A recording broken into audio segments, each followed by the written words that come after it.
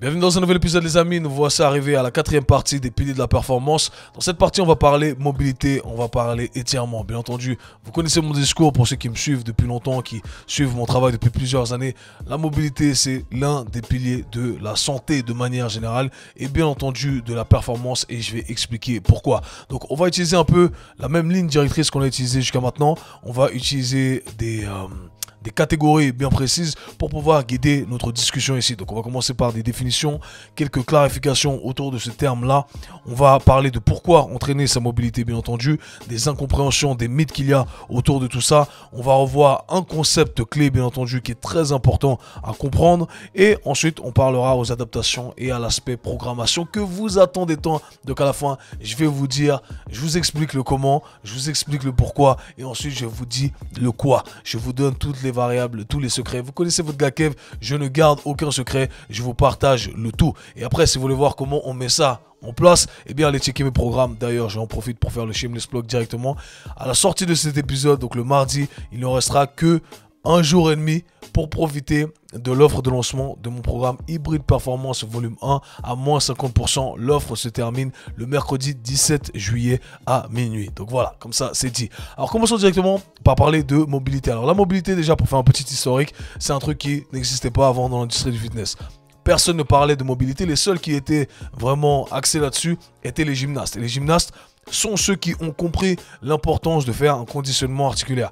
Et ce n'est pas pour rien que aujourd'hui, vous voyez que les athlètes les plus performants d'un point de vue longévité sont les gymnastes et ceux qui ont la meilleure fondation et qui arrivent à s'adapter à quasiment tous les sports. Encore aujourd'hui, je le vois avec des personnes de mon âge ou plus âgées. À chaque fois que je vois quelqu'un qui a une capacité à s'adapter à quasiment n'importe quel sport, et bien je leur demande quel est ton bagage sportif et ils me disent tous gymnastique. La gymnastique, c'est vraiment l'un des meilleurs bagages sportifs que l'on puisse avoir de par plusieurs raisons. Mais je dirais que on pourrait attribuer la raison principale à ce fait-là, au fait que on ait un conditionnement articulaire. Tout est basé sur des systèmes de progression bien précis, sur un conditionnement articulaire de façon à entraîner des fonctions articulaires bien précises. Et lorsque on pose cette fondation, eh bien, rappelez-vous, le mouvement est créé à travers vos articulations. Les articulations sont littéralement le filtre que votre corps utilise, que votre système nerveux utilise pour créer du mouvement. Par conséquent, si ces filtres sont de très bonne qualité, eh bien n'importe quel mouvement peut être organisé. Et malheureusement, si ces filtres ne sont pas de bonne qualité, le mouvement va être dégradé et c'est comme ça qu'on a du mal à assimiler les nouveaux skills. C'est pour ça qu'on a du mal à se mettre dans certaines positions. Simplement le fait de pouvoir se mettre dans des positions, eh bien c'est ce qui nous permet d'acquérir de meilleurs skills. C'est ce qui nous permet d'exprimer l'aspect technicité des choses. Et souvent l'aspect technicité des choses est limité par notre mobilité articulaire, par notre santé articulaire de manière générale. Donc bien entendu que la mobilité c'est l'un des piliers fondamentaux, je me tue à le répéter depuis plusieurs années. Alors moi ça fait maintenant plusieurs années, bientôt une décennie que je parle de ça, à l'époque où ce n'était pas encore à la mode. Après on a eu quelques modalités qui ont vu le jour et qui se sont dit hey, en fait c'est un truc qui est plus ou moins important mais c'était pas bien ficelé, etc. Et j'ai passé ces quasiment 10 dernières années à travailler là-dessus, à peaufiner ce qu'il y avait à peaufiner, à me débarrasser des trucs qui n'étaient pas intéressants. Donc je vais essayer de tout vous partager dans cet épisode-là. Alors la mobilité, aujourd'hui on s'accorde à donner une définition qui est plus ou moins commune, qui consiste à dire que la mobilité est une combinaison de trois éléments qu'on appelle la flexibilité, la force et le contrôle moteur. Contrôle moteur, force, ça va main dans la main. Si on est fort dans certaines positions, c'est qu'on arrive à contrôler le tout. Mais disons qu'on va garder cette définition-là. Donc ces trois éléments, flexibilité, force et contrôle moteur. Alors ici, lorsqu'on parle de flexibilité, c'est quelque chose auquel on doit contraster le tout parce qu'on utilise souvent ces termes de manière interchangeable. On parle de mobilité et de flexibilité comme si c'était la même chose. Or, ce n'est pas la même chose. Quand on parle de flexibilité, on parle de la capacité à exprimer une amplitude de mouvement, donc à ramener une articulation dans certaines angulations, mais de manière passive. Donc ce qu'on cherche vraiment à contraster ici, c'est le côté passif et le côté actif. Donc par passif, on entend que il n'y a pas d'activité volontaire du système nerveux et par actif, eh bien, on entend ici le fait qu'il y ait une activation du système nerveux volontaire. Donc vous l'aurez compris, c'est vraiment ce qu'on cherche à distinguer ici lorsqu'on parle de cette différence entre ce qu'il y a de passif et ce qu'il y a d'actif. Maintenant, je pense que parfois ce terme mobilité, on l'a enfermé aussi dans des modalités bien précises, dans des types d'exercices bien précis. Alors qu'aujourd'hui, moi, je dirais que je donnerai une définition un peu plus... une définition qui sera tout simplement différente. Je dirais que le travail de mobilité consiste simplement à faire du travail spécifique de force ou travail de force d'isolation sur des fonctions articulaires spécifiques. C'est comme ça que je vois le tout. Et je ne l'enferme pas à travers des modalités bien précises, c'est-à-dire il faut que ça inclue du stretch, il faut que ça inclue X ou Y variable. Non, c'est simplement du travail spécifique sur une fonction spécifique. Ok, c'est comme ça que j'aime définir le tout. Et par travail, j'entends ici travail de force, bien entendu, avec tout ce que ça va inclure. Mais on va y venir dans un instant. Donc c'est ma définition du tout. Si vous gardez ça en tête, eh bien je pense que ça peut grandement vous aider. Je pense que ici, ce qu'il faut garder en tête, c'est l'aspect isolation, très important ici, et l'aspect fonction. On y vient dans un instant, mais si vous gardez ces deux éléments, eh bien ça peut grandement vous aider. Commençons par certaines clarifications, parce que comme je l'ai dit, il y a beaucoup de confusion, beaucoup de va-et-vient au niveau des définitions, beaucoup de termes qui sont utilisés de manière interchangeable. Alors, avant de dire ce que c'est dans son intégralité, disons ce que ce n'est pas. Alors, la mobilité, ce n'est pas une simple mobilisation. Encore une fois, deux termes qu'on utilise de manière interchangeable qui doivent être distingués l'un de l'autre. Mobilisation, c'est un truc, et mobilité, c'est un autre truc. Alors, lorsqu'on parle de mobilisation, on parle de simplement exprimer des mouvements, mais sans grandes intentions, sans respecter toutes les variables qui créent des adaptations. On cherche simplement à ramener nos membres dans l'espace, et c'est souvent ce qu'on va utiliser comme échauffement, d'accord? On utilise ça pour échauffement, juste pour réveiller son corps un petit peu, etc. D'accord? Je mets pas trop d'intensité, je fais des cercles un peu dans une direction, dans une autre direction. C'est cool, ça fait du bien. Je pense que ça peut être utilisé, c'est quelque chose que j'utilise sur moi, que j'utilise sur mes athlètes, mais je le distingue du travail de mobilité qui doit inclure certaines variables importantes pour les adaptations que l'on cherche à créer. On va y venir bien entendu dans un instant, d'accord? Donc très important de distinguer ces deux termes. Maintenant, un coup de gueule qu'on a souvent pour ceux qui sont du domaine de la mobilité, qui prêchent ce message comme moi depuis plusieurs années, eh bien c'est que on dit souvent que ce n'est pas un simple échauffement. On se dit, ah, je vais mettre du travail de mobilité dans l'échauffement, et puis on fait une série de 3 répétitions, 8 répétitions, etc. Et on se dit, c'est bon, j'ai fait mon travail de mobilité. Pourtant, on ne ferait pas ça avec un back squat, on ne ferait pas ça avec un bench press. Et comme je l'ai dit, on parle ici de travail de force spécifique. Et quand on fait du travail de force, eh bien c'est pour créer des adaptations, d'accord? On veut avoir des résultats et c'est pourquoi on fait ce travail-là. Personne ne ferait comme échauffement un back squat, ah vas-y je fais 10 répétitions et puis voilà c'est bon. Non, tu vas faire plusieurs séries, tu vas respecter les temps de repos, etc., etc. Donc tout ça pour vous dire que on doit considérer ce travail de mobilité de manière équivalente et on doit se dire ok, je vais respecter exactement les mêmes variables de l'entraînement qui me permettent d'avoir des résultats, qui me permettent d'avoir des adaptations physiologiques.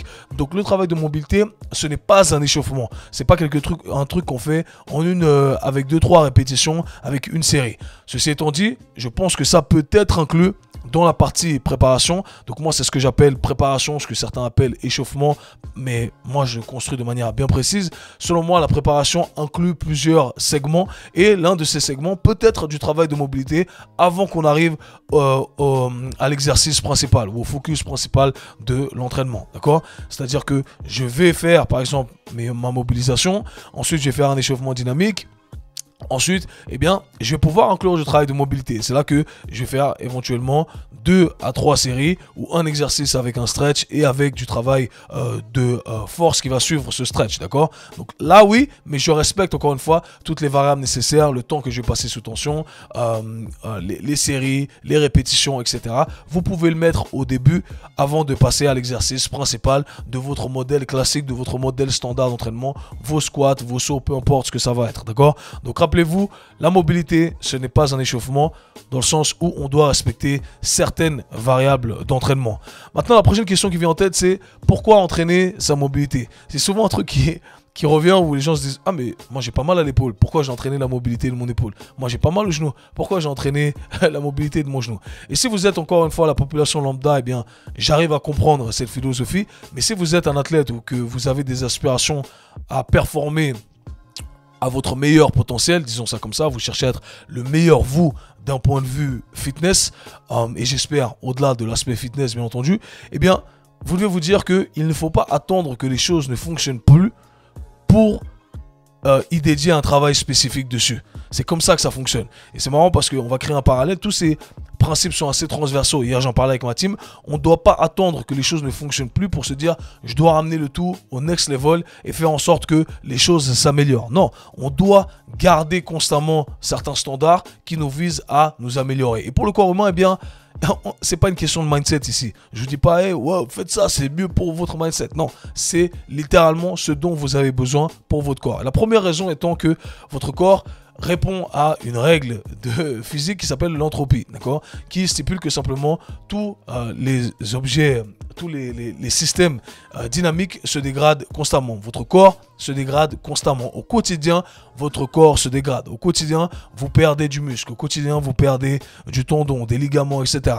Votre corps est constamment en train de se dégrader. Et l'un des outils qu'on a pour contrer cette dégradation, cette dégénérescence de vos tissus qui se fait naturellement, c'est comme ça vous rendez cette énergie à l'univers, et bien c'est justement de faire de l'entraînement spécifique entre autres, qui va combattre cette entropie. C'est littéralement le seul outil que vous avez pour combattre votre entropie. Et vous connaissez tous le fameux use it or lose it. Si vous n'utilisez pas un truc, et bien votre corps s'en débarrasse. Et c'est entre autres à cause de cette loi-là de l'entropie. Donc vous êtes obligé de faire un travail spécifique sur vos tissus pour les garder en bonne santé et pour freiner cette dégénérescence. Alors peut-être que vous partez d'un palier plus élevé où vous dites « Ah, j'ai de la marge et puis je m'attarderai dessus quand ça sera problématique. » Mais croyez-moi, quand ça va vous attraper, eh bien vous allez regretter de ne pas avoir maintenu cette marge de sécurité que vous aviez par le passé, ce palier élevé que vous aviez. Donc si tout va bien, faites du travail dessus.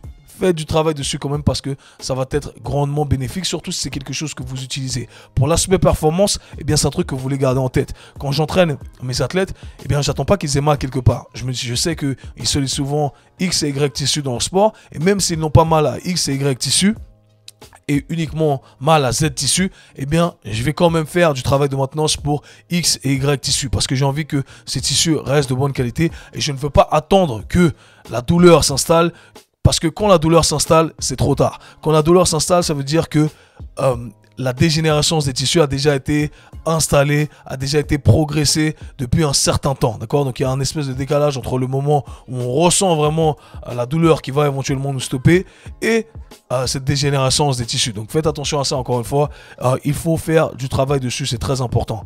Après, il y a quelques détails que je vais épargner, que j'en parlerai justement dans l'épisode de jeudi qui est en lien avec ce que je viens de dire ici. Maintenant, pourquoi entraîner sa mobilité? Eh bien, comme je l'ai dit, on fait du travail spécifique d'isolation. Et pour comprendre ce concept-là, eh bien, on doit le contraster au modèle standard. Lorsqu'on parle de modèle standard, on parle des squats, on parle des bench press, on parle des fentes, etc.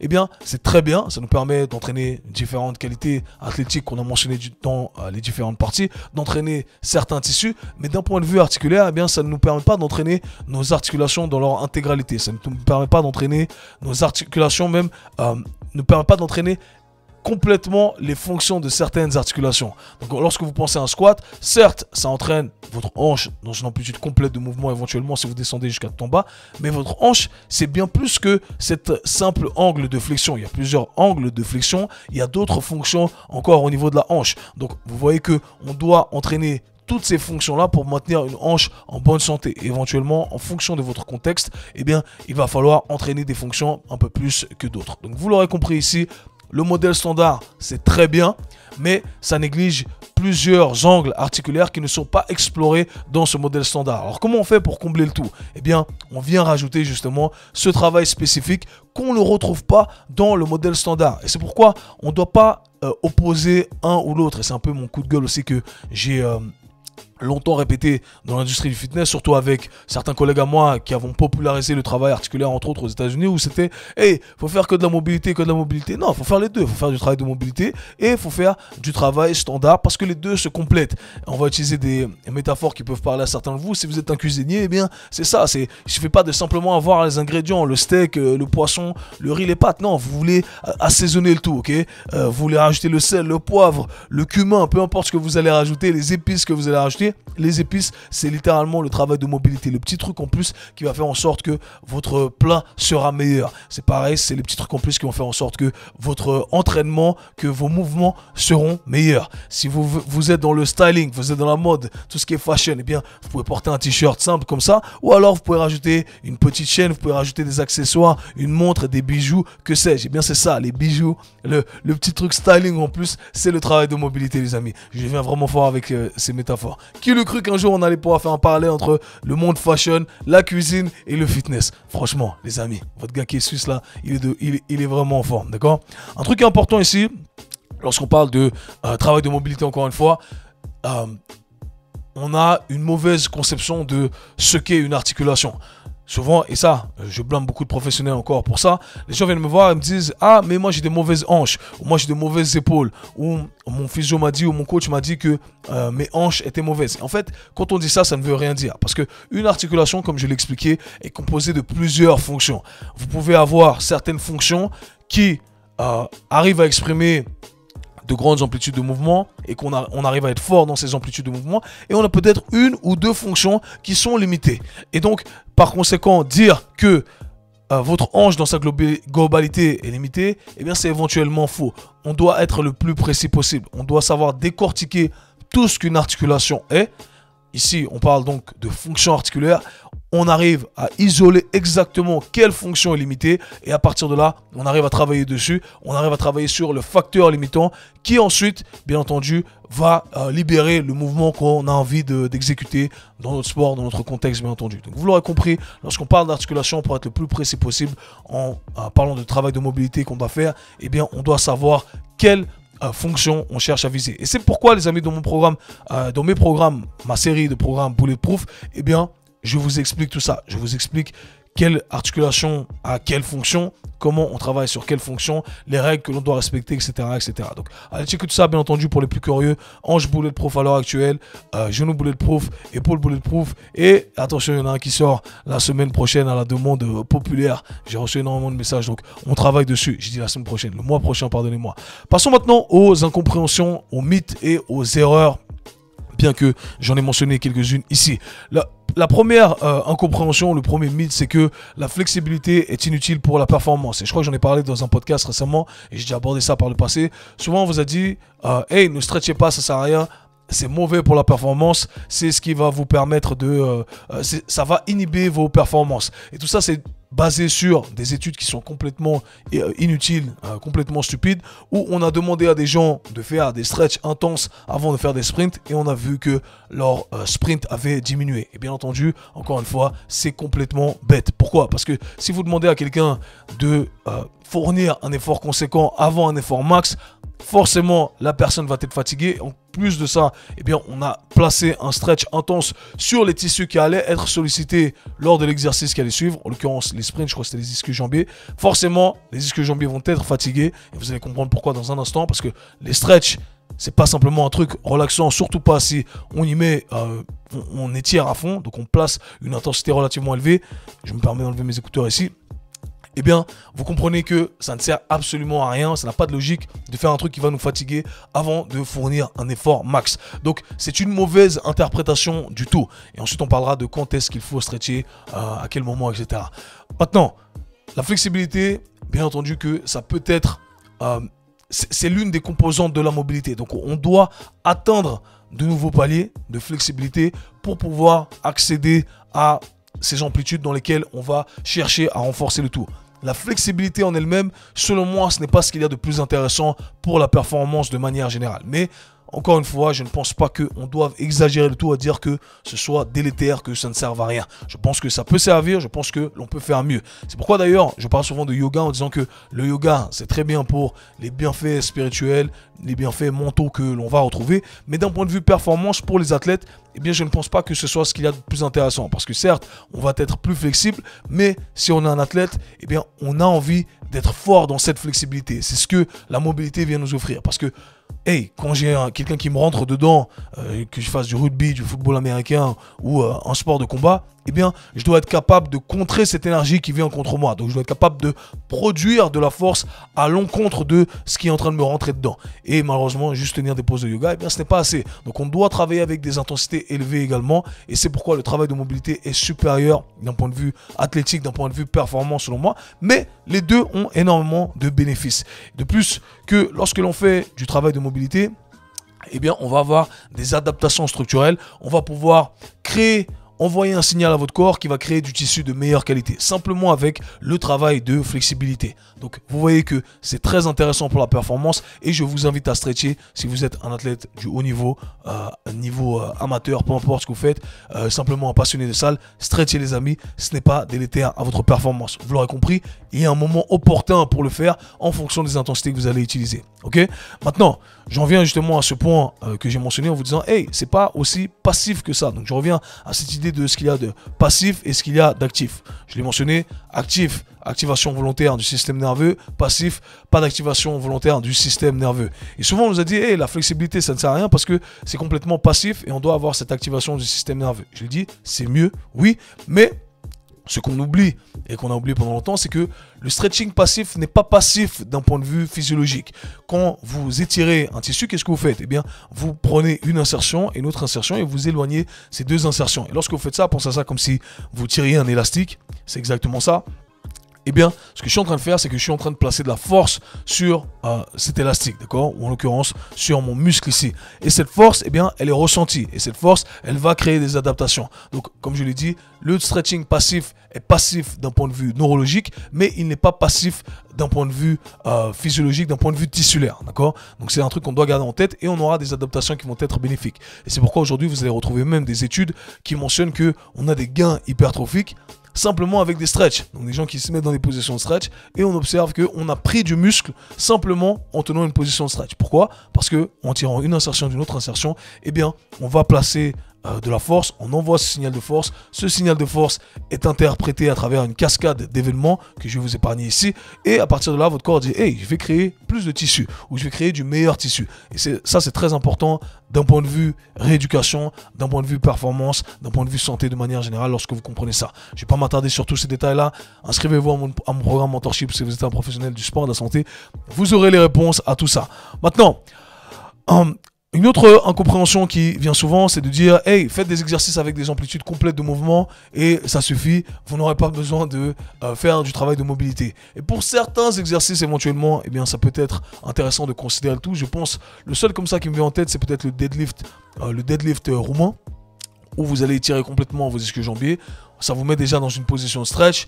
Vous cherchez vraiment cette fin d'amplitude de mouvement. Si vous avez une bonne compréhension corporelle et que vous savez vraiment vous arrêter à la limite de l'étirement de vos ischio-jambiers, éventuellement, hey, on arrive à maintenir une certaine longueur, on flirte avec ces fins d'amplitude de mouvement, ça peut être intéressant. Mais pour la plupart des exercices, eh bien, comme je vous l'ai dit, c'est une vision limitée du tout. Pourquoi? Il faut distinguer une amplitude complète de mouvement d'un exercice d'une amplitude complète de mouvement d'une articulation ou d'une fonction bien précise d'une articulation. Deux choses qui sont complètement différentes. Vous pourriez très bien avoir une amplitude complète de mouvement sans avoir d'un exercice, donc d'une pattern de mouvement classique, un squat, une fente, etc.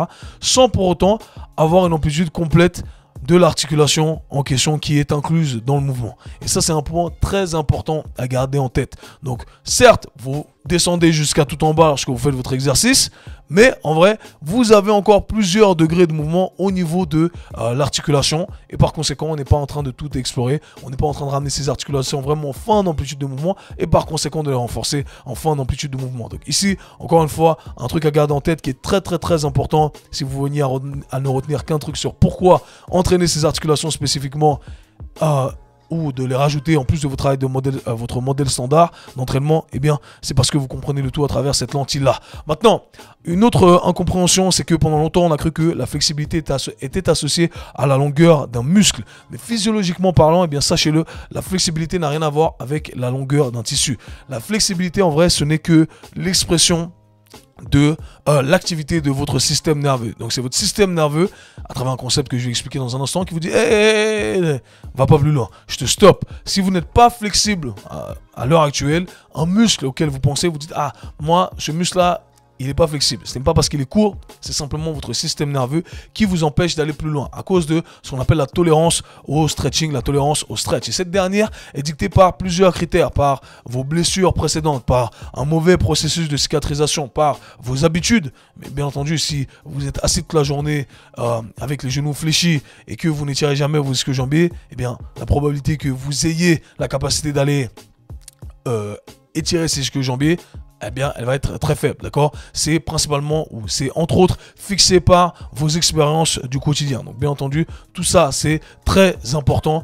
Si vous n'avez pas d'expérience à un endroit, votre corps ne va pas vous laisser y aller, ok? Donc, c'est votre système nerveux central qui gouverne votre capacité à étirer un muscle en altérant la réponse de ce concept clé ou de ce phénomène que l'on doit comprendre, ce qu'on appelle le réflexe myotatique, qui représente simplement une contraction involontaire. Donc, c'est votre corps qui vous dit, votre système nerveux, votre cerveau qui dit « Hey, toi, va pas plus loin, parce que si tu vas plus loin, tu vas pas réussir à produire la force et faire face aux contraintes auxquelles tu vas t'être imposé. Donc, pour te protéger, ton système nerveux, ton cerveau te dit « Hey, je t'arrête là ».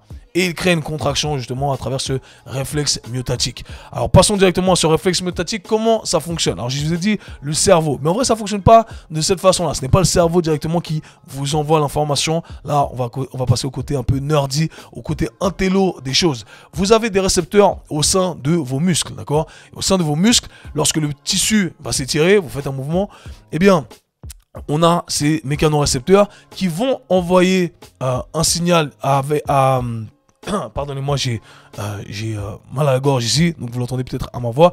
Donc je disais, on a ces mécanorécepteurs qui analysent la longueur du muscle, et la longueur du muscle, eh bien, ces mécanorécepteurs le savent, elle est fixée à un certain seuil. Ils se disent, si tu vas au-delà de ça, c'est chaud, c'est compliqué, ok? Et là, on a donc le fuseau neuromusculaire, je crois qu'on appelle ça comme ça en français, en anglais on appelle ça le muscle spindle, ok? Le muscle spindle qui, lorsqu'ils sentent qu'on atteint cette fin d'amplitude de mouvement, va envoyer un signal myosynaptique. Donc c'est comme ça que on communique, cette décharge électrique à travers laquelle on communique dans le système nerveux. Donc on a le système nerveux périphérique qui va envoyer ensuite ce signal à la moelle épinière qui va remonter ensuite à notre cerveau, à l'encéphale. Et là, l'information est procédée. Le cerveau, l'encéphale, on renvoie ce signal à travers la moelle épinière et ensuite va envoyer un signal à travers ce système nerveux périphérique qui va activer, je vous ai parlé de ça plusieurs fois, les neurones moteurs. Donc on a j'ai le mot qui m'échappe ici, ces neurones qui sont attachés à des fibres musculaires, et à partir de là, votre système nerveux contracte le tout en se disant « Hey, va pas plus loin ». Ok, donc je vous ai expliqué le mécanisme ici en très vulgarisé, et c'est ce qu'on appelle le réflexe myotatique. D'accord. Donc aussi simple que ça, ce n'est que pour vous protéger. Donc la prochaine question qui vient en tête, c'est comment on fait pour devenir plus flexible? Comment on fait pour changer ce seuil au niveau de notre réflexe myotatique pour que cette contraction involontaire apparaisse plus loin? Eh bien, c'est simple, ok? On doit passer du temps dans la position d'étirement. Aussi simple que ça. Comme je l'ai dit, on veut accumuler de l'expérience dans cette position d'étirement pour que les mécanorécepteurs se disent « Hey, tu sais quoi? En fait, non, ici c'est safe. Je peux être dans cette position-là, c'est safe. » Et si vous rajoutez un signal de force, eh bien, c'est ce qui va renforcer ce sentiment de sécurité. Votre système nerveux va interpréter cette information et se dire « Moi, je suis plus apte à faire face aux contraintes éventuelles auxquelles je vais être exposé. Par conséquent, je te laisse accéder à plus d'amplitude de mouvement. Donc, quelque part, c'est vrai lorsque vous entendez les gens vous dire « Hey, vous n'êtes pas peu flexible, vous êtes juste faible. » Et oui, effectivement, c'est interconnecté ici. Si vous êtes plus fort en fin d'amplitude de mouvement, et c'est là où faible, c'est un peu vague ici, mais faible en fin d'amplitude de mouvement, eh bien, votre système nerveux ne vous permettra pas d'aller plus loin. Donc, je l'ai déjà dit à travers plusieurs posts pour ceux qui suivent mon travail depuis plusieurs années. Vous voulez être plus flexible, vous voulez gagner plus d'amplitude de mouvement, apprenez à être extrêmement fort dans vos fins d'amplitude de mouvement. Et là, les amis, ça va être un game changer. Vous êtes simplement en train de communiquer avec ce qui est en train de vous freiner et qui est votre système nerveux en lui disant « Hey, laisse-moi accéder à plus parce que là, je viens de te montrer que je suis très fort. » Donc la composante force, c'est ce qui fait toute la différence d'un point de vue déjà flexibilité et d'un point de vue capacité à faire face à une énergie extérieure qui pourrait être placée sur nos tissus, d'accord? Donc très important, encore une fois, si on relie le tout à la prévention de blessures, c'est très important. Ensuite, Pardonnez-moi encore une fois. La prochaine question qui vient en tête, c'est comment juger si on est mobile ou pas. Comme je vous l'ai dit auparavant, quand vous venez vers moi et vous me dites « Ah, je suis limité au niveau de la hanche, je suis limité au niveau de l'épaule », ça veut rien dire en soi, d'accord? Parce que la hanche, c'est plein de fonctions, l'épaule, c'est plein de fonctions. Eh bien, c'est pareil ici. On ne peut pas dire que quelqu'un est mobile. Alors oui, on l'aura compris d'un point de vue un peu vulgarisé. On va dire, ouais, cette personne est mobile parce que elle exprime une capacité à se mettre dans différentes positions de manière assez à l'aise. Mais tout est contexte dépendant. Et peut-être que la prochaine question qui suit, c'est de combien de mobilité j'ai besoin au final, au niveau de chaque membre. Est-ce qu'on a tous besoin de faire le grand écart pour dire qu'on est mobile? Absolument pas. Et ça vient d'un gars qui a fait tous les grands écarts pour cette quête, pour cette exploration. Mais vous n'êtes pas obligé de faire tous les grands écarts. Vous devez simplement contextualiser le tout. Ce que ça veut dire, c'est ça. Dans votre sport, dans votre activité, vous allez avoir besoin d'exprimer certaines fonctions plus que d'autres. Et ce sont ces fonctions-là sur lesquelles on doit mettre la priorité. Et on doit entraîner ces fonctions-là, on doit s'assurer qu'on ait ces fonctions-là et qu'on maintienne ces fonctions-là. Et à partir de là, on se dit, ok, dans mon sport, j'utilise cette fonction-là et j'utilise X degrés de cette fonction-là. Et bien, ce que je vais faire, moi, c'est que je vais créer une marge de sécurité. Vous m'avez déjà entendu parler de ce concept également. Je veux créer une marge de sécurité. Si j'utilise 60 degrés de rotation externe de l'épaule, j'utilise des chiffres arbitraires ici, eh bien, j'ai envie de créer 80 degrés de rotation externe de l'épaule parce que je vais avoir cette marge de sécurité. J'ai 20 degrés en plus au cas où je viendrai à me retrouver dans cette position de manière imprévue. Hey, je suis fort dans cette position, j'arrive à y aller. Et aussi, pour prévenir cette dégénération, ce qui va avoir lieu dans le temps. Je pense ici aux athlètes avec qui je travaille. Hey, moi, j'ai besoin que de 60, mais pendant la off-season, on va faire en sorte de créer 20 de plus parce que je sais que ces 20, tu vas les perdre. Et ces 20 vont revenir à 60. Mais si je te laisse à 60, eh bien, ces 60 vont se transformer en 40. Et c'est là où les blessures arrivent parce que si tu n'as que 40, mais que ton sport te demande à chaque fois d'exprimer 60, eh bien, on est en train de pousser une articulation à aller au-delà de ses capacités, à aller là où elle ne peut pas aller. Et vous l'aurez compris, c'est comme ça que l'on crée des blessures. Donc, être mobile, ça va dépendre du contexte. Et un vrai professionnel du sport et de la santé va être capable d'analyser votre contexte, ce dont vous avez besoin pour votre activité. Très, très, très important ici. Faites des évaluations articulaires avec des professionnels compétents, qui sont formés avec moi, ou alors avec moi si j'ai l'occasion de le faire. J'ai plus trop le temps en ce moment, les amis, mais je fais des pubs comme ça alors que j'ai pas le temps de le faire. Parlons maintenant des adaptations que l'entraînement de mobilité crée. Eh bien, on crée plusieurs adaptations, comme j'ai dit. On a des adaptations neurologiques, on communique directement avec notre système nerveux, et on a des adaptations biologiques / tissulaires ici. On va créer plus de muscles. Je vous ai parlé d'hypertrophie musculaire, donc c'est un très bon outil pour travailler sur votre prise de muscle ou alors sur des tissus de meilleure qualité. Si vous faites des entraînements de performance, passez du temps dans les positions d'étirement, c'est ce qui vient régénérer vos tissus de meilleure qualité. Vous faites vos entraînements, vous dégradez vos tissus, d'accord? Vous créez des mini-lésions ici et là. Ces mini-lésions, à la longue, si on ne fait pas attention, peuvent devenir des plus grosses lésions. Le fait de passer du temps dans les positions d'étirement va nous permettre de réaligner le tout. Je vous épargne encore une fois tous les détails, mais ça va nous permettre de réaligner le tout, d'envoyer un signal qui dit à son corps, hey, tu vois, j'ai envie que tu viennes réaligner le tout dans la bonne direction avec du tissu de meilleure qualité. Le travail d'étirement, c'est super important. Vous rajoutez de la force, c'est encore plus, bien entendu, bénéfique. Ça va nous permettre également de créer une synthèse de collagène. Donc là, lorsqu'on parle de tissu conjonctif, on parle de tendons, on parle de ligaments, etc. Eh bien, on va également avoir un dépôt de collagène de la même façon qu'on l'a mentionné pour les muscles. Eh bien, pareil, on va avoir un alignement des fibres de collagène qui vont être alignées dans la bonne direction, des fibres de collagène, donc du tissu de collagène de meilleure qualité sur nos tissus conjonctifs. Donc on aura des adaptations qui vont être multiples. On ne va pas que avoir des adaptations d'un point de vue musculaire, on va avoir des adaptations d'un point de vue ligamentaire, d'un point de vue tendineux, des adaptations également d'un point de vue nerveux. Okay, les nerfs également vont s'adapter jusqu'à un certain degré parce que tout ça, ça fait partie de la grande famille qu'on appelle les tissus conjonctifs. Donc c'est ce qui est intéressant avec le travail de mobilité avant de passer à la partie programmation, c'est que on va avoir des adaptations sur tous ces tissus-là. Et ça, c'est énormément bénéfique pour notre santé. Et souvent, eh bien, vous avez entendu dire que les ligaments ne s'adaptaient pas, pardonnez-moi, que les tendons ne s'adaptaient pas à cause de leur manque de vascularisation. Eh bien, c'est faux, encore une fois. Il faut comprendre comment faire le tout. Et lorsque vous maîtrisez toutes les variables que je vais vous présenter, entre autres, il y a des trucs bien entendu à connaître en plus, eh bien, vous savez biaiser votre signal et dire, ok, moi, je vais travailler sur cette fonction-là, et cette fonction-là, elle va biaiser entre autres, le signal que je vais envoyer sur certains ligaments, sur certains tendons, etc. etc. Okay, donc très important de garder ça en tête. Les amis, on arrive finalement à la partie programmation.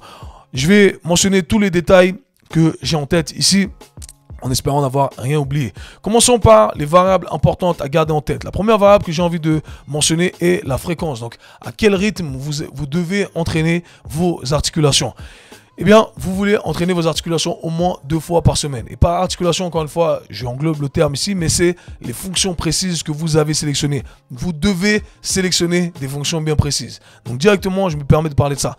Il y a plein de trucs à améliorer. Vous devez améliorer votre petit orteil, gros orteil, votre pouce, votre épaule, rotation externe de l'épaule, rotation interne de l'épaule, rotation interne de la hanche. Vous devez avoir un axe de priorité. Et vous dire, ça, ce sont mes drapeaux rouges. Un professionnel du sport et de la santé saura le faire pour vous. C'est notre travail, bien entendu. Mais on doit se dire, hey, tu vois, lui, il y a plein de trucs sur lesquels j'aimerais travailler, mais pour son contexte et pour ce que j'ai analysé, eh bien, je pense que on devrait travailler sur cette fonction et cette fonction. De manière générale, je vais vous inviter à choisir 2 à 3 fonctions max. Les axes principaux vont être la colonne vertébrale, les épaules et les hanches.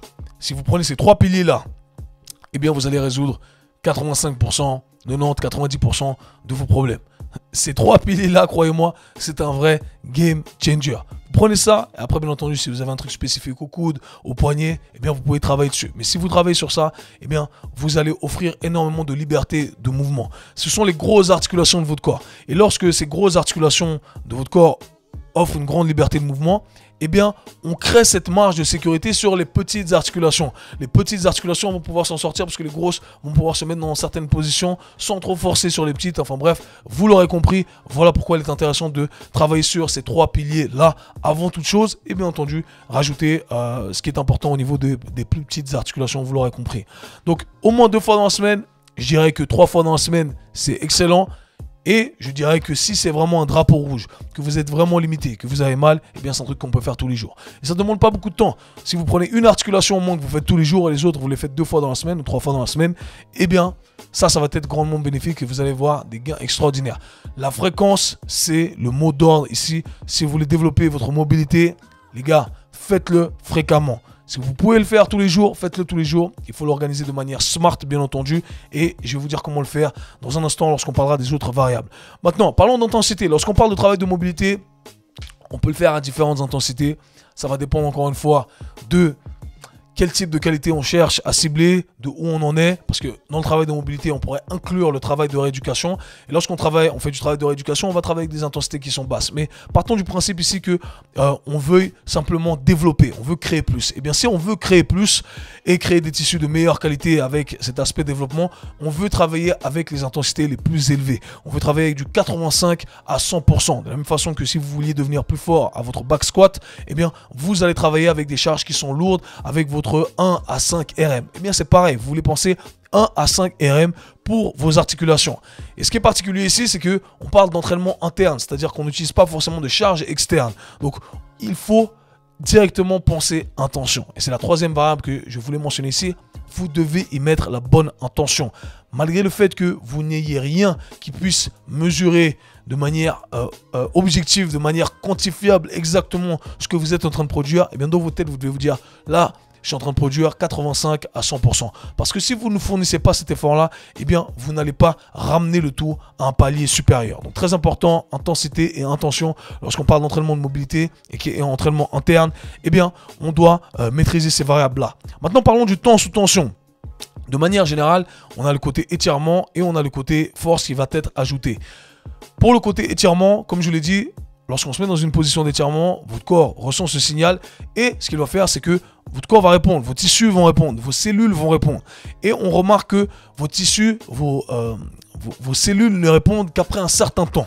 Donc le facteur temps sous tension est un élément qui est clé ici pour que votre corps interprète ces informations et se dise « Hey, je dois créer plus, je dois créer du meilleur truc. » Et on s'accorde à dire que ce temps va tourner autour des 2 minutes. D'accord? Donc 2 minutes de temps sous tension, c'est ce qui est bénéfique pour vous. Donc lorsque vous faites un stretch, je dirais que selon mon expérience, 1 minute 30, c'est bien. Les recherches vraiment vont varier ici. On va avoir des résultats avec 1 minute, d'autres avec 4 minutes, 5 minutes. 2 minutes, ça semble être le sweet spot. Et selon mon expérience, c'est parfait, c'est adéquat. 1 minute 30, c'est pas mal aussi, d'accord? Donc si vous pouvez tenir un stretch, vous devez vous dire, hey, je vais tenir mon étirement pendant 2 minutes. Et c'est pourquoi la plupart des gens qui ont fait des stretches toute leur vie, mais qui tiennent des stretches de 20 secondes, 30 secondes, n'ont jamais de résultat. Parce que ça ne laisse pas assez de temps à votre corps pour interpréter cette information afin que vos cellules répondent à tout ça. Donc on doit accumuler du temps sous tension dans la position d'étirement. Et ce temps va tourner autour des 1 minute 30, 2 minutes selon moi. Maintenant, un point qui est très important ici que je dois mentionner. En fonction de la position, eh bien, on va peut-être réduire ce temps. Il y a des positions, je pense par exemple ici à l'extension de la colonne vertébrale. C'est très inconfortable pour la plupart des gens. 2 minutes, ça peut être trop. Donc on va commencer avec ce qu'on arrive à commencer. Et avec des clients, eh bien, je commence avec simplement 20-30 secondes. Et 20-30 secondes vont se transformer en 35, 40, 45, 1 minute, 1 minute 15, 1 minute 30. 2 minutes. Donc vous l'aurez compris, vous pouvez rajouter le tout graduellement. Et un autre point qui est important ici, que j'ai déjà mentionné maintes et maintes fois, lorsque vous tenez une position d'étirement, vous n'êtes pas obligé de tenir la position d'étirement dans la position la plus intense. Pensez encore une fois à un élastique, vous pouvez étirer cet élastique sur le point où il est presque sur le point de se casser. Vous voyez des fissures qui commencent à se créer et éventuellement c'est une question de temps avant qu'il y ait un truc qui pète. Et là, c'est quasiment impossible de tenir pendant 2 minutes parce que c'est beaucoup trop intense. Je le rappelle, c'est de la force que vous placez sur ces tissus. Vous ne pouvez pas relaxer dans la position et si vous ne pouvez pas relaxer un certain degré dans la position, eh bien vous n'allez pas pouvoir tenir la position pendant le temps demandé. Or, le temps demandé, c'est la variable clé qui va créer cette adaptation. Donc, vous l'aurez compris, réduisez l'intensité du stretch. Au lieu d'étirer l'élastique complètement, vous réduisez un peu l'étirement, mais il y a toujours de l'étirement. C'est-à-dire qu'il y a toujours ce signal de force qui est envoyé, mais qui nous permet justement de respecter cette variable clé qui va être le temps accumulé sous tension. Donc, très important ici, ce que je viens de mentionner, c'est vraiment un game changer. Maintenant, je reviens à un aspect qui est très important que je voulais mentionner depuis le début, mais j'attendais de l'amener de manière progressive. Lorsqu'on parle de mobilité, vous l'aurez compris, je vous ai dit, c'est du travail d'isolation, donc du travail de force d'isolation pour une fonction bien spécifique. Et quand c'est dit comme ça, eh bien, ça veut rien dire. Travail, ça veut dire quoi? On travaille sur différentes qualités.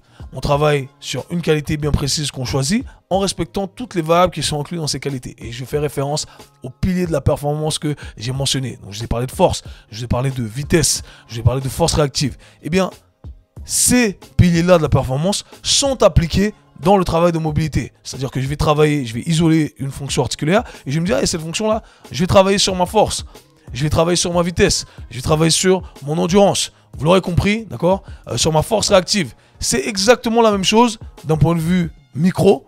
Comme vous le voyez d'un point de vue macro, et bien là je le vois d'un point de vue micro où j'isole une fonction bien précise. Et lorsque vous comprenez ça, vous pouvez utiliser tous les principes que je vous ai partagés dans les épisodes précédents, mais au sein de votre travail articulaire ici. Et c'est très important si vous, encore une fois, pardonnez-moi, ma gorge, il n'y a rien qui va, vous travaillez avec des athlètes, et bien c'est un pilier qui est important. Vous faites du travail de mobilité, c'est très bien de tenir vos positions en fin d'amplitude de mouvement, d'avoir accès à plus, mais vos athlètes, ou si vous êtes un athlète vous-même, eh bien, vous devez être capable d'aller dans les positions, d'être fort certes, mais vous devez être capable de produire de la vitesse également.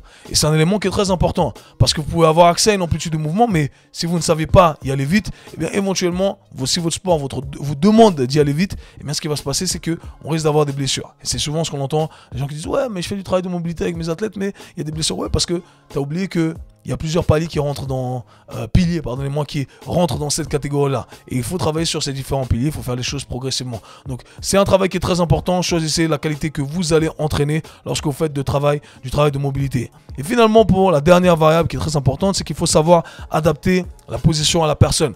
Lorsqu'on parle de travail de mobilité, on ne parle pas d'exercice préfet. Il n'y a pas de back squat de travail de mobilité. On cherche à isoler une fonction.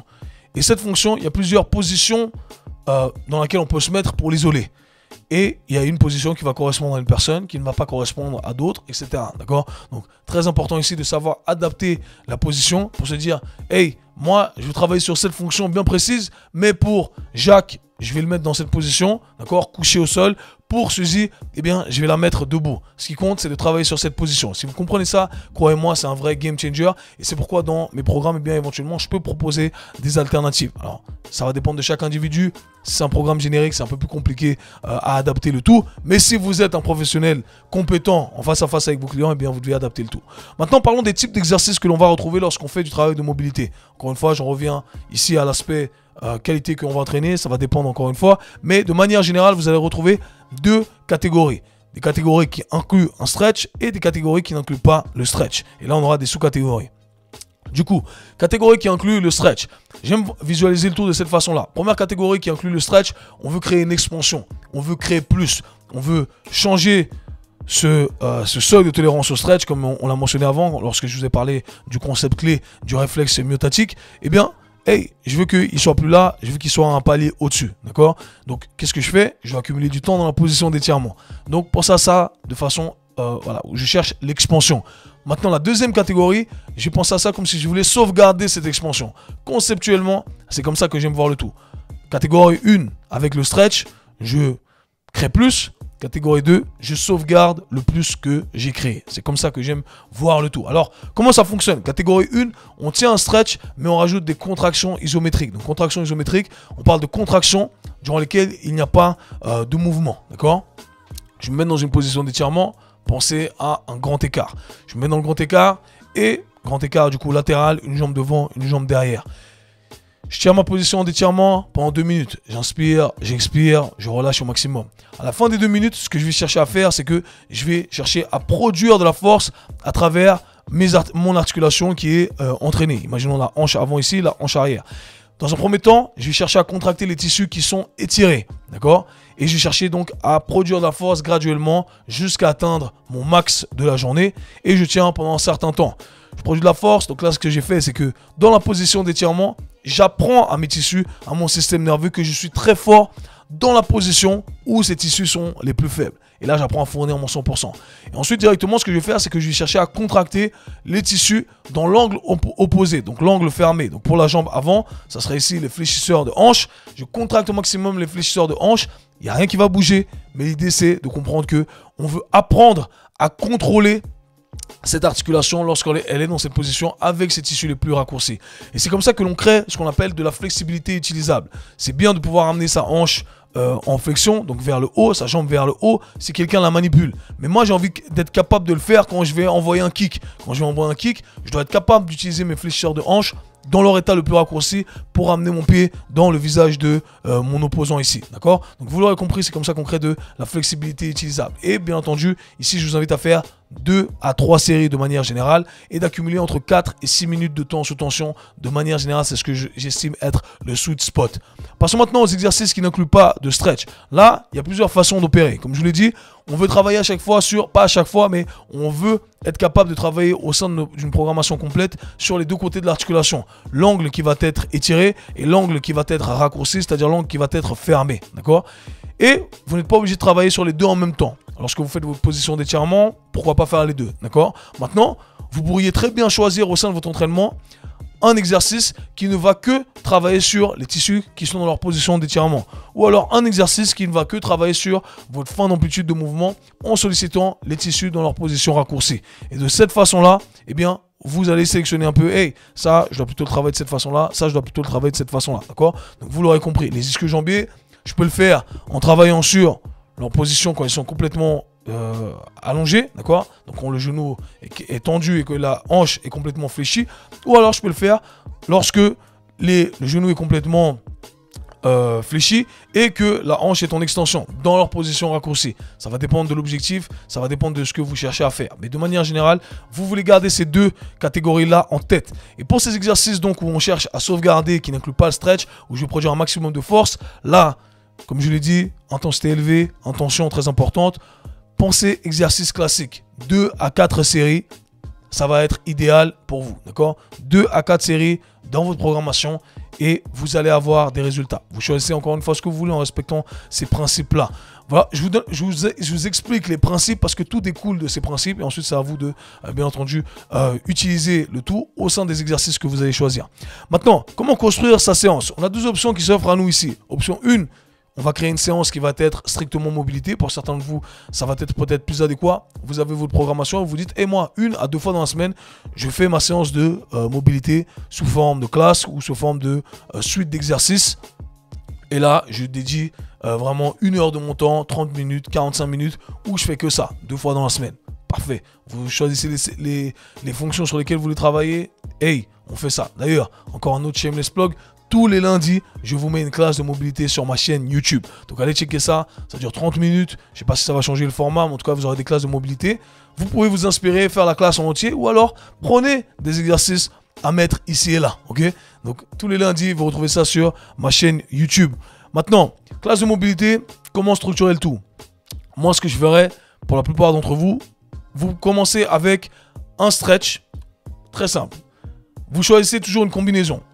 Une fonction bien précise, je vais choisir un stretch où je vais chercher donc à créer cette expansion. Je vais chercher à créer plus. Je tiens la position d'étirement suivie de contraction isométrique. Donc 2 minutes d'étirement suivi de contraction isométrique. Et ensuite, pour cette même fonction, eh bien, je vais choisir un exercice qui vient sauvegarder ce que je viens de développer. D'accord? Et là, je vais travailler sur l'angle raccourci et je vais faire 2-3 séries éventuellement. Et vous pouvez répéter ce processus 3 fois. Vous choisissez 3 fonctions et vous le faites de cette façon-là. Ça va vous prendre 2 minutes, 4 minutes au total pour l'étirement plus les contractions. Et vous allez rajouter, allez, 3 minutes pour l'exercice de sauvegarde. Ok? Et vous faites ça, vous le répliquez 3 fois, 4 fois. Vous ne pouvez pas vous tromper si vous faites ça, les amis. Croyez-moi. Exemple très simple. Premier exercice, étirement pour les ischio-jambiers. Je me mets dans la position, je tiens les 2 minutes, je fais les contractions isométriques, pam, 4 minutes une jambe. Imaginons que je fasse l'autre jambe aussi, 4 minutes l'autre jambe. Ensuite, j'enchaîne, deuxième exercice où je vais travailler sur mes fléchisseurs de hanches dans leur position raccourcie. Et là, je vais essayer de me mettre dans une position ou la position pike, où je vais être assis au sol et je vais décoller mes 2 talons du sol. Pam, je vais lever, pam, pam, pam, je contracte pendant 5 secondes, je relâche. Une répétition. Je fais ça 5 fois, ok? Ça fait mon 5 RM, je suis environ autour des 85% d'intensité max. Bam, ça me fait une série. Je repars. Deuxième série, bam, troisième série. J'ai validé le travail pour les ischio-jambiers. On choisit une autre fonction ici. La rotation externe de l'épaule. Pareil, je tiens mon stretch et ensuite je travaille, je renforce cette fin d'amplitude de mouvement. Vous l'aurez compris, vous ne pouvez pas vous tromper si vous utilisez ce format-là. Sinon, il y a d'autres formats que vous pourrez retrouver dans mes classes de mobilité, bien entendu. Option 2, vous pouvez inclure votre travail de mobilité au sein de vos séances. Et ça, c'est peut-être le format qui correspond à la plupart des gens et qui je trouve être le plus intéressant ici. Comment vous le faites? Eh bien, vous faites le tout à travers des supersets, à travers des giant sets. Vous faites un exercice standard de muscu que vous enchaînez directement avec un exercice articulaire. Et il faut que, bien entendu, les exercices ne se marchent pas dessus, d'accord? Donc, si vous ne voulez pas vous tromper avec ça, vous opposez les parties du corps. Je fais un exercice du modèle standard pour le bas du corps. Je vais faire un exercice de mobilité pour le haut du corps. Aussi simple que ça, vous ne pouvez pas vous tromper si vous utilisez ce modèle-là. Vous pouvez éventuellement faire pour la même partie, mais ça demande un peu plus de subtilité, ok? C'est la manière la plus simple de le faire. Vous commencez éventuellement votre entraînement avec un stretch suivi des contractions ou vous le finissez avec un stretch et des contractions. Je dirais même que, en fonction de comment votre entraînement est agencé, vous pourriez très bien commencer l'entraînement avec stretch plus contraction isométrique. Ensuite, vous passez à la fin, donc vous faites ça à la fin de votre échauffement. Vous passez ensuite à l'exercice principal, deuxième exercice, votre modèle de muscu standard. Vous rajoutez un petit superset ici et là avec une fonction articulaire bien précise. Et vous finissez votre séance avec justement un autre étirement suivi de contraction isométrique sur une autre fonction. Vous aurez travaillé ainsi sur 3 fonctions simples, efficaces. C'est passé comme une lettre à la poste. Je crois que le dicton c'est ça. Donc vous m'aurez compris. Très simple. Et pour conclure, la question qui revient à chaque fois, c'est oui, il y en a qui disent oui, je me rappelle pas ce qu'ils disent dans la francophonie. D'ailleurs, j'ai entendu ça que dans la francophonie. C'est quoi? Il y a étirement et allongement ou je sais pas quoi. Enfin bref, dans le sens étirer pour créer plus et étirer pour pas créer plus. Ça me fait rire ce débat. Ça veut absolument rien dire. Tous ceux qui disent ça sont ceux qui même eux ne s'étirent pas. On essaie de rendre le truc scientifique pour rien du tout. Pour moi, ça me fait absolument rire. Quand est-ce que vous devez vous étirer? Étirez-vous quand vous pouvez le faire. Tant que ça respecte les variables que j'ai mentionnées. D'accord? Passez du temps sous tension. Si c'est avant, si c'est après. Il faut simplement dans vos entraînements avoir un ordre de priorité. Ok? Vous avez votre ordre de priorité. Et il faut savoir que tout ce qui va venir ensuite va être affecté par ce que vous avez fait avant éventuellement. D'accord? C'est tout ce qu'il faut garder en tête. D'accord? Donc, il n'y a pas avant, après, etc. Si c'est la priorité que l'entraînement de mobilité et vous devez développer plus d'amplitude de mouvement, ça doit venir en premier lieu, d'accord? Et vous devez travailler dessus accordez une certaine importance à ça avant votre back squat, avant votre développé couché. Éventuellement, vous faites ça pendant un cycle, 2 cycles, et ensuite vous pouvez revenir à la priorité du back squat, développé couché. Vous allez travailler sur le facteur limitant, d'accord? Mais je crois que je sais plus comment on dit ça en français. Maintenant ça m'énerve parce que je trouve pas exactement les termes. Assouplissement ou étirement, enfin bref, vous l'aurez compris. Ce qui compte, c'est que peu importe, vous devez passer du temps dans la position. Que vous le fassiez avant ou après, c'est pas très important, d'accord? Ce qui compte, c'est que vous le fassiez. Rappelez-vous, ça vient d'un gars qui avait toutes les positions et qui vient de très loin et qui l'a fait à des centaines de personnes, d'accord? Pas quelqu'un qui a lu un livre ici et là. Je l'ai dit, je l'ai fait, j'ai toutes les preuves à l'appui, toutes les preuves sociales que quelqu'un puisse accumuler. Donc j'espère les amis que cet épisode pourra vous aider. Je vous invite à, bien entendu, intégrer tout ça. C'est un vrai game changer. Et pour être honnête avec vous, depuis que j'ai recommencé les classes de mobilité le lundi et que j'ai réintégré le tout un peu plus dans mes entraînements, moi qui ne fais que de la maintenance parce que j'ai passé des années à développer le tout, eh bien, je me sens déjà tellement mieux. Ça fait un bien fou. C'est un vrai game changer. Donc moi, ça m'a changé la vie. Ça a changé la vie de mes athlètes également. Et si vous voulez maintenir le tout sur le long terme, eh bien, intégrez ces principes-là dans vos entraînements. Si vous voulez en apprendre plus, bien entendu, je vous invite à checker tous mes programmes, ma série Bulletproof. Profitez de l'offre de moins 50% sur mon programme Hybride Performance volume 1 pour poser les bases de la fondation. Si vous posez ces bases-là, croyez-moi, ça va être un vrai game changer. Il y a une section mobilité également. Vous avez des exercices que vous pouvez choisir et intégrer selon votre choix, ok? Donc voilà tous les amis, j'espère que cet épisode vous a plu. N'hésitez pas à le partager, à lâcher un petit commentaire, 5 étoiles sur toutes les plateformes audio, sur YouTube également. Et nous on se voit, /parle très bientôt. Peace.